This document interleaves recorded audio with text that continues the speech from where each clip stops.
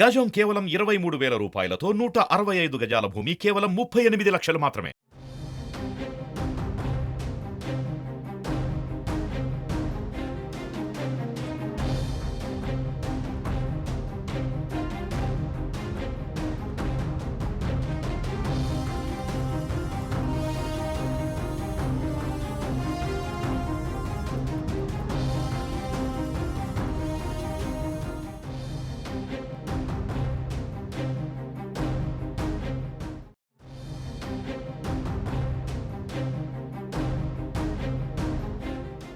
ఆంధ్రప్రదేశ్ రాజకీయాల్లో కీలక పరిణామం చోటు చేసుకుంది. ఏపీ పీసీసీ అధ్యక్ష పదవికి గిడుగు రుద్రరాజు రాజీనామా చేశారు. పీసీసీ అధ్యక్ష పదవికి రాజీనామా చేసిన రుద్రరాజు రాజీనామా లేఖను ఏఐసీసీ చీఫ్ మల్లికార్జున ఖర్గేకి అందజేశారు. 1-2 రోజుల్లో ఏపీ పీసీసీ అధ్యక్షురాలిగా వైఎస్ షర్మిల పేరును కాంగ్రెస్ అధిష్టానం ప్రకటించే అవకాశం ఉంది. మణిపూర్లో పీసీసీ అధ్యక్ష పదవిపై షర్మిలకు ఖర్గే స్పష్టతనిచ్చినట్లు తెలుస్తోంది. ఈ నేపథ్యంలో హైకమాండ్ ఆదేశం మేరకు పీసీసీ అధ్యక్ష పదవికి గిడుగు రుద్రరాజు రాజీనామా చేసినట్లు తెలుస్తోంది.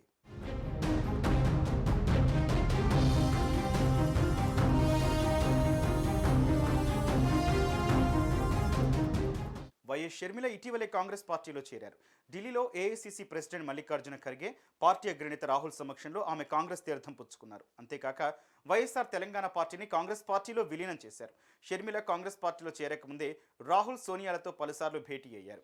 ఈ భేటీలో కాంగ్రెస్లో చేరితే జాతీయ స్థాయిలో లేదా రాష్ట్ర స్థాయిలో కీలక బాధ్యతలు అప్పగిస్తామని రాహుల్ గాంధీ స్పష్టమైన హామీ ఇచ్చినట్లు తెలుస్తోంది.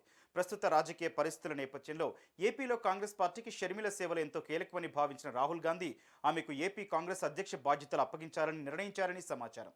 అందుకు ఏపీలోని కాంగ్రెస్ పార్టీ పెద్దలు సైతం అనుకూలంగా ఏకాభిప్రాయాన్ని తెలియజేశారు.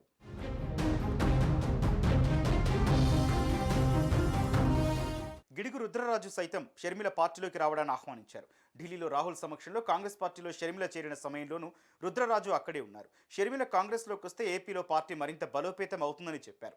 ఆమె అవసరం ఎక్కడ ఉంటే అక్కడ హైకమాండ్ బాధ్యతలు అప్పగిస్తుందని ఆయన ప్రకటించారు. ఈ క్రమంలో 2 రోజుల్లో ఏపీ కాంగ్రెస్ కొత్త చీఫ్ పేరును ఏఐసీసీ ప్రకటించే అవకాశాలున్నాయి.